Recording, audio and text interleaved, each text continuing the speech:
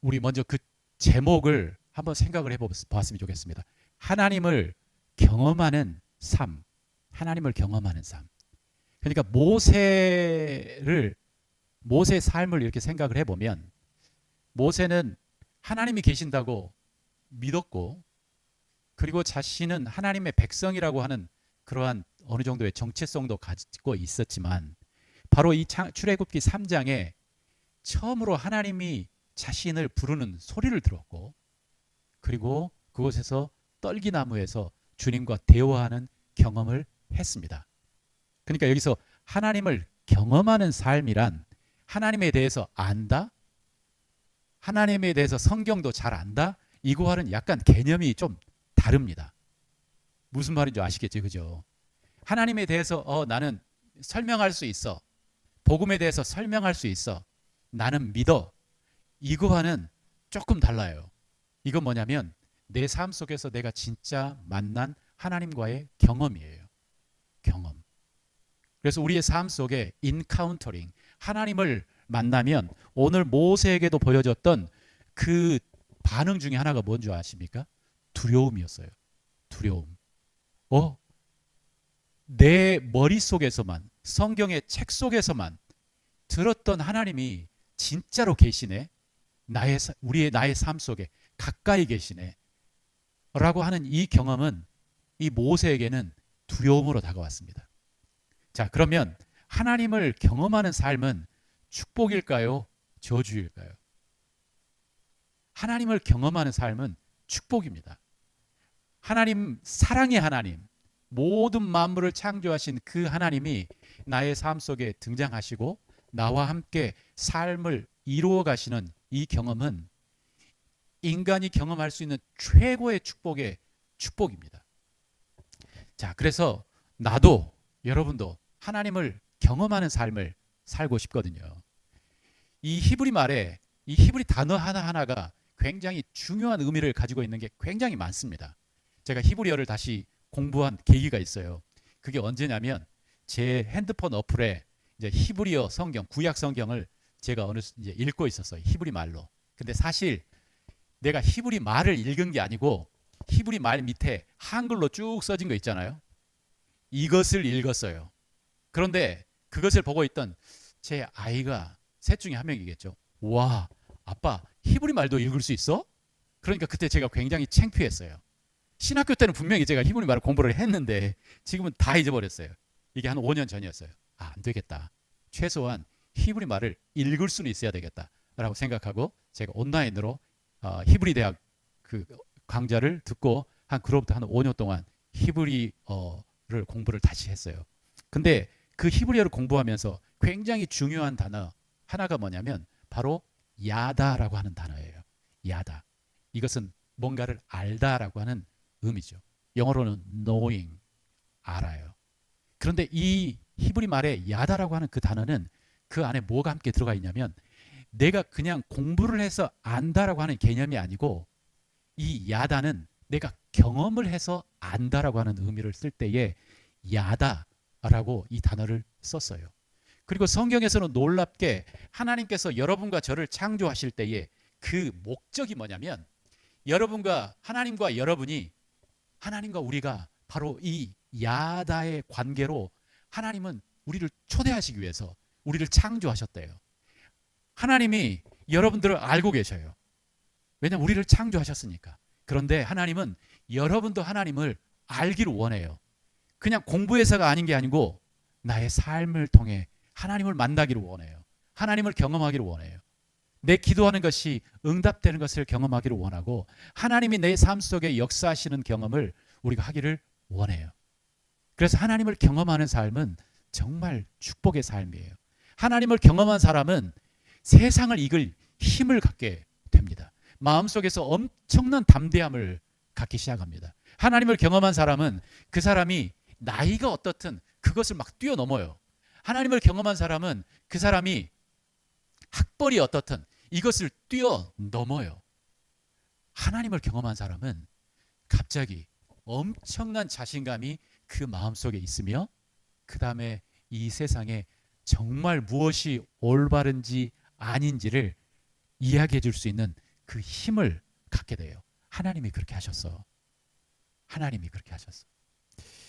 자, 오늘 지난주부터 하나님을 경험하는 삶, 그래서 총 7가지의 그 방법을 우리 이야기하고 있는데요. 지난주에 3가지를 이야기했습니다. 먼저 우리가 믿어야 될 것 첫 번째, 하나님은 항상 나의 주위에서 일하고 있다라고 하는 것을 믿어야 된다 말씀을 했습니다. 이게 첫 번째. 두 번째는 하나님은 지속적으로 사랑의 관계를 갖기를 원하는데 그것은 실제적이고 개인적인 것이다 라고 이야기했습니다. 그러니까 하나님은 우리와 바로 이 야다의 관계, 친밀한 관계를 갖기를 원하시고, 이것은 그냥 저 하늘에 떠 있는 이야기가 아니고 실제적이고 현실적인 그 관계를 맺기를 원하신다. 자, 그다음에 세 번째로 하나님께서는 이제 여러분에게 하나님의 그 일에 참여하시도록 우리를 초대하신다 라고 하는 이 3가지를 우리가 이야기를 했습니다. 자, 그러면 오늘 그 나머지 4가지 하나님을 경험하는 삶을 이야기를 하도록 하겠습니다.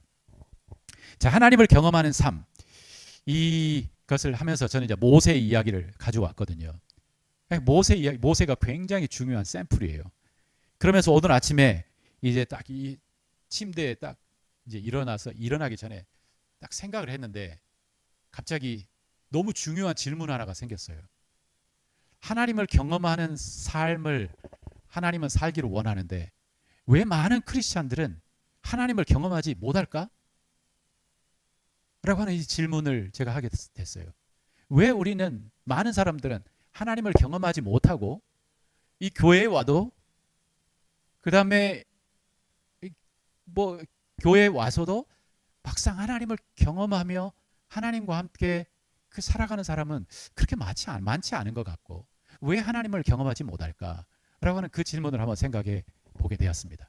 왜 하나님을 경험하지 못할까요?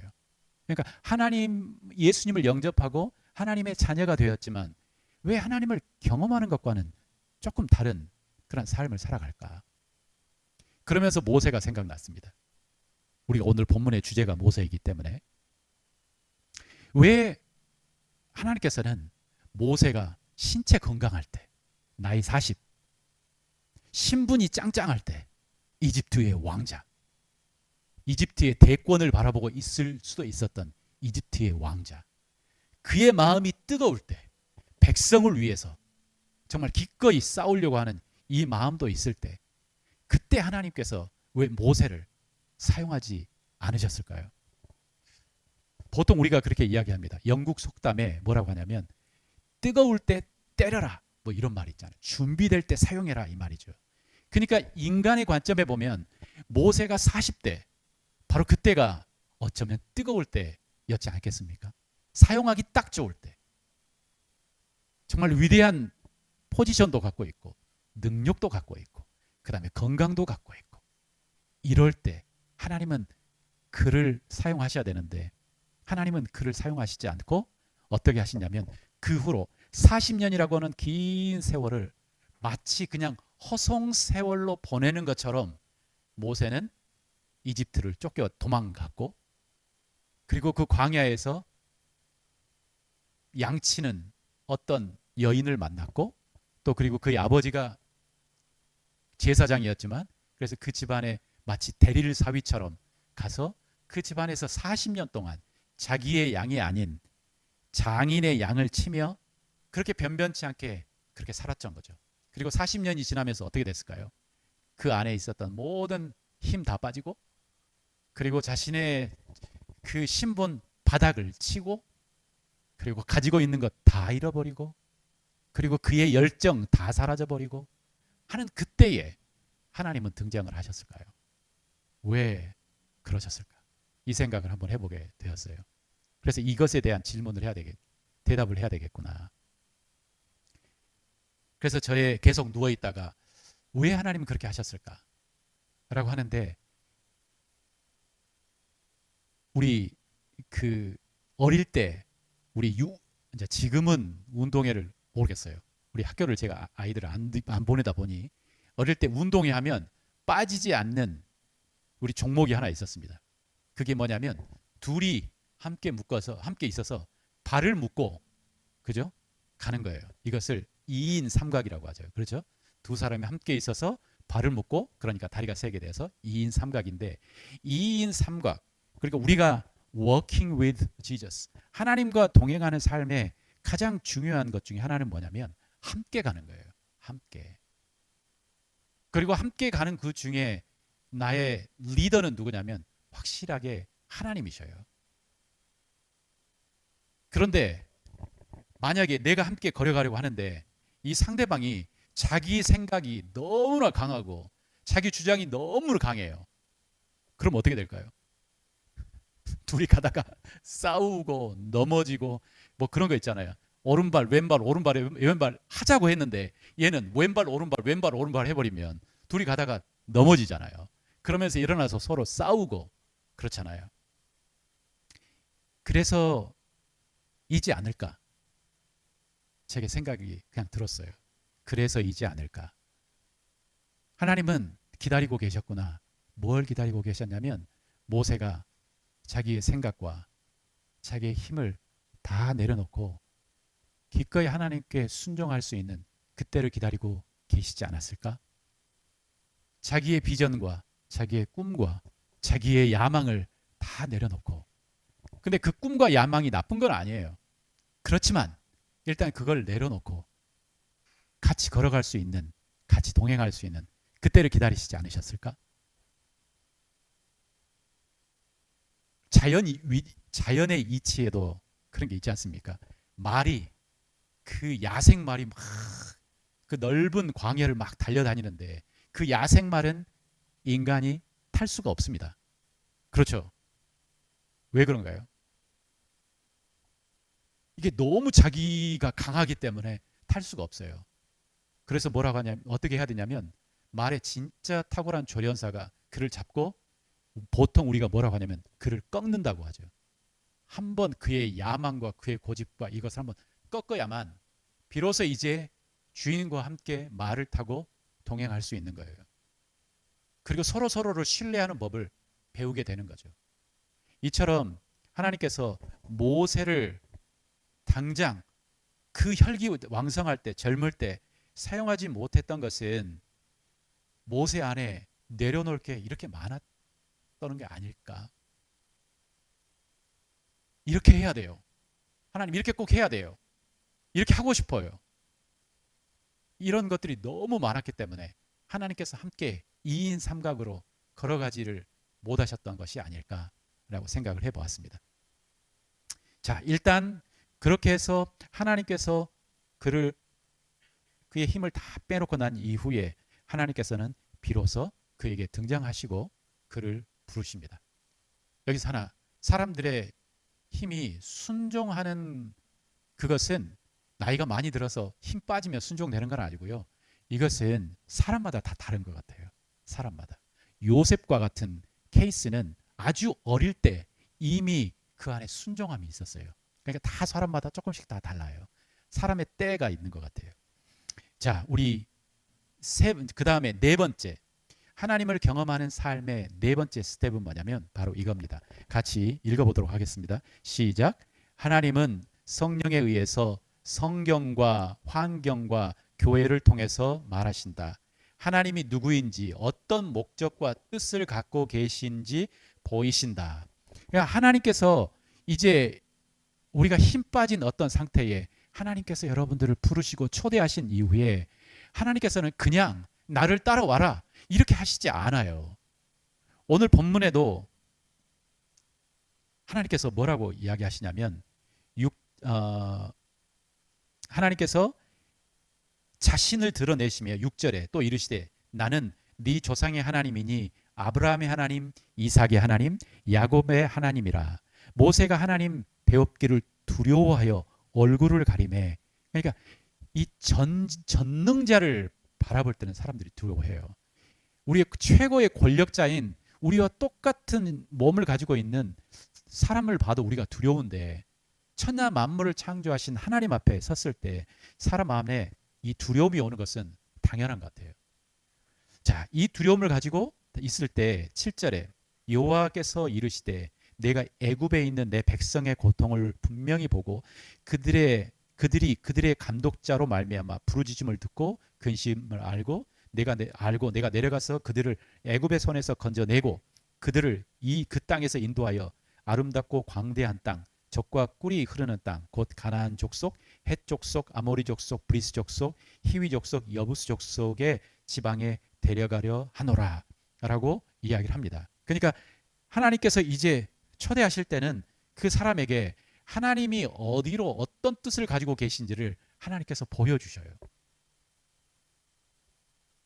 하나님을 경험하는 삶 속에 하나님께서 여러분을 초대하시고 그리고 하나님께서 하나님의 뜻을 여러분들에게 보이십니다.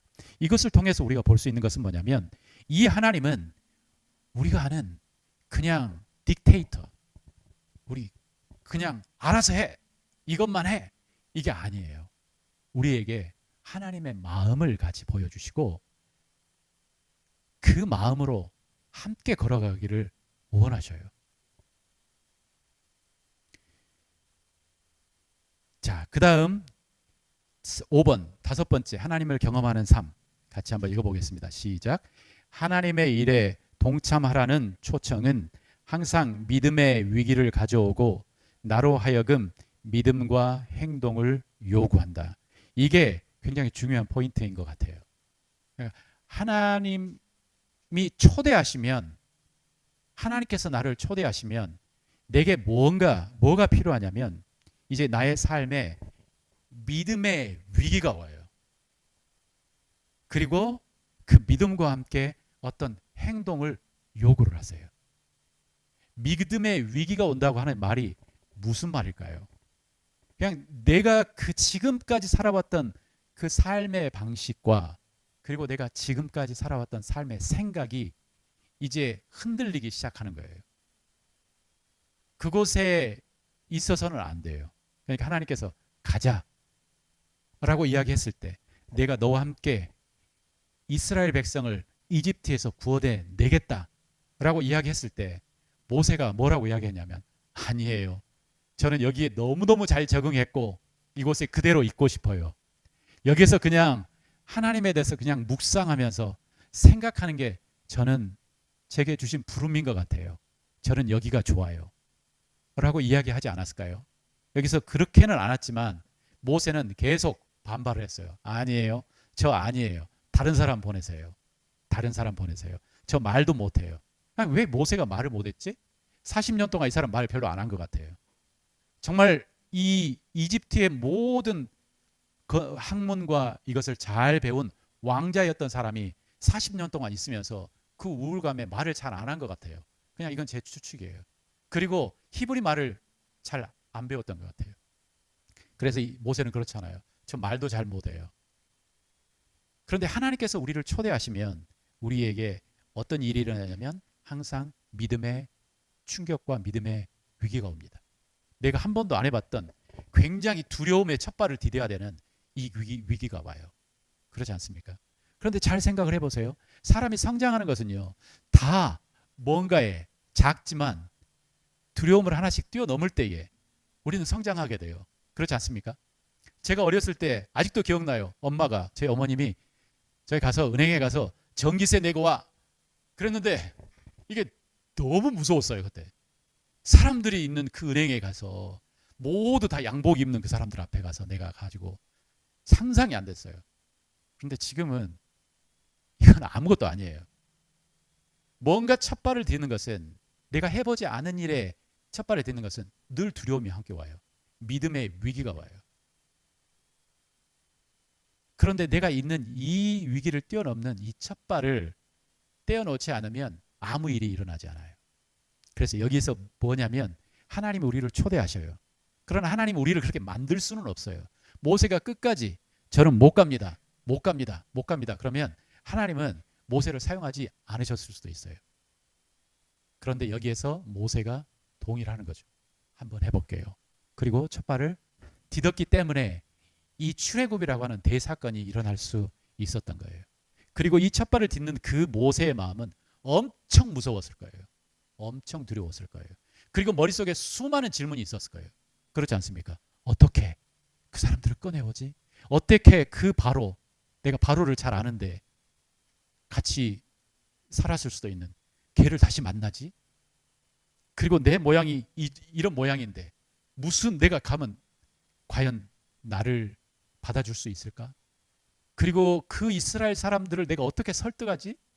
내가 하나님 만났다는 것을. 수많은 질문이 있지 않겠어요? 그리고 내가 이곳에서 떠나는데 그 많은 사람들을 어떻게 먹여 살리지?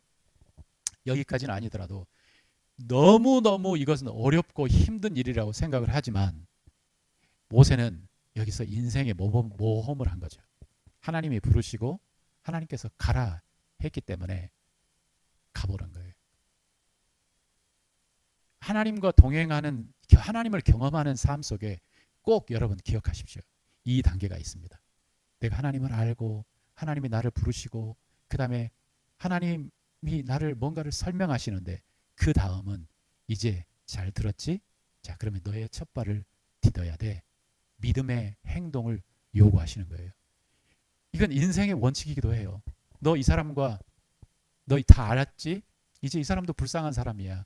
네가 용서해야 되지 않겠어? 네, 맞아요. 그러면 가서 용서해. 이건 이제 두려운 일이에요. 믿음의 행동을 해야 되는 일이에요. 그런데 이 일이 없으면 아무 일도 일어나지 않아요. 제가 생각할 때 하나님을 경험하지 못하는 많은 이유들 중에 이게 굉장히 중요한 이유라고 생각해요. 그것은 뭐냐면 바로 이 믿음의 첫발되는 것을 두려워하기 때문에요. 그래서 다 포기해요. 돌아가요. 안 돼요. 안 돼요. 좀 못하겠어요. 하나님이 계신 건 알겠어요. 하나님이 나를 사랑하는 걸 알겠어요. 그런데 내 일을 완전히 하나님께 맡기고 이 일을 하라는 것은 참 못하겠어요. 이러면서 우리는 하나님을 경험하지 못하는 케이스가 너무 많다고 생각해요. 자, 그 다음 우리 4번, 5번, 6번 같이 읽어보도록 하겠습니다. 자, 읽겠습니다. 시작. 하나님이 초청하는 일에 동참하기 위해서 우리 인생의 큰 변화를 결정해야 한다. 인생의 큰 변화를 결정해야 합니다. 그래서 가끔은 우리가 하나님과 걷는 그 길에 하나님께서 내가 원하는 그 방향과 하나님께서 원하시는 그 방향이 달라서 나의 인생의 방향이 바뀔 수 있어요. 그러니까 두 사람이 함께 걷는 그것 자체가 사실 두려움이에요. 그렇지 않습니까? 내가 어떤 남자와 내가 어떤 여자를 만났어요. 너무 사랑해요. 서로 화학적으로 막 끌어당겨요. 난 당신을 너무너무 사랑해. 그런데 함께 발을 딱 붙이고 이임삼각을 딱 하려고 하다 보면 무서워요. 내가 어느 정도까지 이 사람 믿을 수 있을까? 제가 어제 제 아내에게도 잠깐 이야기를 했는데 중국에는 이 결혼을 하면 지참금이라고 하는 그런 문화가 있대요. 그러니까 이 지참금이 뭐냐면 신부값이에요. 그러니까 남자가 신부에게 줄 돈을 마련해야 되는데 적게는 1,000만 원, 많게는 몇 억씩도 한대요. 그래서 이 지참금을 준비하지 못해서 결혼을 하지 못하는 젊은 청년들이 굉장히 많대요. 그래서 그것 때문에 출산율도 떨어진다고 이야기하고, 그런데 어떤 케이스가 있냐면 요즘에는 이혼이 쉬워졌기 때문에 여자들이 남자한테 지참금을 받고 한 3-4달 살다가 이혼을 해버리는 거예요. 그러면 이 지참금을 남자가 돌려주라고 할 법이 없대요. 그래서 한 최근에 어떤 중국 뉴스에 이제 거기까지 이게 팩트인지는 모르겠지만 한 여자가 이 사람과 결혼해서 3개월 후에 이혼하고 또 결혼해서 이혼하고 6번을 결혼하고 이혼했대요. 그러니까 그걸 딱 보니까 법원이 야, 이 사람 이 결혼 사기범이다. 그래가지고 그의 얼굴을 방송에다가 보였다는 거 아니겠습니까? 그래서 요즘처럼 결혼하기가 너무나 두려운 때예요. 서로를 신뢰하기가. 그래서 이 인간과 인간이 만나서 함께 이인삼각을 하기도 정말 두려워요. 그리고 이인삼각을 하고 떠나가는 순간 내가 그동안 생각했던 방향과는 완전히 다른 방향을 우리는 걸어갈 수도 있다는 거죠. 그렇지만 그때 내 마음속에 확실하게 두는 것은 뭐냐면 하나님이 나를 나보다 더 잘 아시기 때문에 나를 최선으로 인도하실 것이다 라고 하는 그 믿음이 우리를 이 큰 변화의 믿음의 발자국에 하나님께서는 우리가 하나님을 따를 수 있는 거예요. 하나님이라고 하는 인격과 우리가 함께 동행하며 하나님을 경험하기 위해서는 바로 이러한 것들이 그냥 와요. 그러니까 제가 하나님을 알면서 또 하나 제 안에 있었던 큰 제 생각의 충격 중에 하나는 뭐냐면 그전에는 제가 나를 위해서 함께 하시는 하나님이라고 생각을 했었어요. 나를 위해서 나의 필요를 채워주시고 내가 기도할 때 내 기도에 응답해 주시고 그 다음에 내가 시험을 보려고 하는데 시험을 잘 보게 내게 지혜를 주시고 그러다가 조금 더 성숙해지니까 뭔가 삐그덕거려요. 왜 하나님은 내가 원하는 걸 다 안 해주시지? 그러면서 하나님께서 안 주시면 제 안에 불평과 불만이 생겨요. 왜 하나님께서는 내 기도를 다 안 들어주셔? 하나님, 그러면서 우리는 이렇게 이야기해요. 하나님 정말 계신가요? 하나님 정말 계신가요?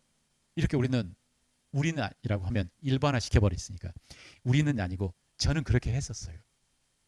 그런데 여호수아서를 읽으면서 제가 충격에 빠졌던 게 뭐냐면 여호수아가 이제 여리고성을 가기 전에 혼자 여호수아 6장인가 이게 정확하게 나오지 않은 저 기억이 안 나는데 가는데 누구를 만나냐면 여호와의 군대 장관을 만나요. 이게 천사처럼 하는 군대 장관이 있는 거예요. 그러면서 여호수아가 그 천사를 만나면서 당신은 우리 편이요 아니면 가나안 사람들 편이요 라고 물어봤어요. 근데 그 군대 장관이 그 천사가 뭐라고 이야기한 줄 아십니까? 나는 네 편도 아니고 가나안 편도 아니다. 네가 내 편이 돼야 된다. 무슨 의미인 줄 아시겠어요? 하나님을 내 편으로 만드는 것은 이것은 할 수 없어요. 우리가 하나님 편이 돼야 돼요. 그래서 우리는 하나님을 뭐라고 부르냐면 주님이라고 불러요. 내 인생의 주인, 내 인생의 방향을 인도하시는 분. 그런데 그 주인이 너무 사랑이 많으시고 인격적이고 그리고 능력이 많으시기 때문에 내가 그 주인에게 더 두려움을 떨치고 내 삶을 맡길 수 있는 거지. 원리는 뭐냐면 하나님을 내 편 만드는 게 아니고 내가 하나님 편이 되는 거예요. 내가 하나님 편이 되는 거예요. 그리고 내 삶을 그 앞에 내려놓고 하나님, 내가 하나님과 함께 걷기를 원합니다 라고 하고 내 삶을 맡기는 거예요. 그러면 하나님께서 우리의 삶 속에 하나님을 경험할 수 있도록 해주십니다. 왜냐하면 그때부터 하나님과 함께 동행하시기 때문이에요. 내가 예수님을 나의 구주, 나의 하나님으로 영접하는 것도 내가 나의 삶을 그분에게 맡기는 거예요. 그리고 어느 순간에 우리의 삶 속에 그러한 순간이 오는 거죠. 너의 인생의 주인이 누구냐? 라고 묻는 거죠. 그리고 그때에 우리는 하나님이 내 인생의 주인이십니다. 하나님 나를 인도해 주세요. 라고 할 때에 우리의 삶 속에 변화가 일어날 수도 있어요. 그렇지만 바로 이때가 바로 하나님을 경험하는 때예요. 자, 그 다음에 마지막 우리 7번째 같이 읽어보겠습니다. 우리가 순종할 때 그리고 우리를 통해서 하나님의 일을 이루실 때 우리는 하나님을 경험하게 된다. 네, 이 블랙캅이라고 하는 이 목사님은 여기서 또 뭐라고 이야기를 하셨냐면 우리가 순종할 때에 우리가 그래서 하나님께서 우리를 통해서 뭔가 일을 이루실 때 우리는 하나님을 경험하게 된다. 또한 뭐라고 했냐면 우리는 하나님 사이즈의 일을 하게 된다 라고 이렇게 이야기를 하더라고요. 그러니까 내가 생각하는 사이즈의 일이 있어요. 그렇지만 하나님을 경험하며 하나님과 함께 동행할 때는 하나님은 하나님 사이즈의 그 일을 여러분과 저를 통해서 하실 수 있는 분이신 거죠. 우리가 순종할 때 우리가 함께 하나님과 걸어갈 때 하나님은 우리를 통해서 역사하시고 우리는 하나님을 경험하게 되는 거예요. 우리의 인류의 역사를 되돌아보면 우리와 몸은 똑같지만 진짜 위대한 일을 한 사람들이 있어요. 예를 들어서 엘리야. 그는 평범한 우리와 같은 사람이었어요. 그렇지만 하나님과 마음이 딱 하나로 있는 그 사람은 그가 기도를 했을 때 3년 동안 비가 오지 않았고 또 그리고 그가 기도를 했을 때 하나님께서 비를 내리신 사람이에요. 베드로도 그 전에는 그의 자신 안에 자기가 너무 많아가지고 정말 하나님 예수님과 함께 동행을 하면서도 예수님의 뜻을 완전히 이해를 하지 못했지만 그가 성령의 세례를 받고 그가 변하고 된 이후에 하나님의 손을 잡은 때에 그가 설교를 하니까 3천 명이 회개를 하고 돌아오는 대언변자, 엄청난 하나님의 메신저가 되었어요. D.L. 무디라고 하는 이 사람은 그가 평소에 그가 직업이 뭐냐면 구두 수선을 했던 교육받지 못했던 사람이에요. 그런데 그가 정말 하나님을 알고 복음을 알며 그리고 그 주변에 있었던 몇 명의 친구들이 그 건초더미에서 함께 기도를 했다는 거 아니었습니까? 하나님 우리를 사용해 주세요. 그런데 이 D.L. 무디가 이끄는 그 영적인 바람이 이 대륙인 미국을 바꿔놨어요. 만약에 D.L. 무디가 아니었다면 미국은 더 세속적이 됐을 것이다 라고 이야기하는 사람이 있어요. 하나님은 아주 평범한 사람들, 여러분과 나 같은 사람들을 하나님께서는 사용하시기를 원해요. 비범하게 사용하시기를 원해요. 그렇다면 우리는 무엇을 해야 되나? 하나님을 경험하기를 원해요. 우리가 하나님을 믿고 하나님과 함께 걸어가는 이 삶을 우리가 소원하며 하나님 내 삶에 하나님 역사하여 주십시오. 나를 인도하여 주십시오. 그리고 그 하나님의 손을 잡고 한 걸음씩 한 걸음씩 걸어가면 우리는 하나님을 경험하게 됩니다. 저는 이 교회를 생각하면서도 그냥 그런 생각이 들었어요.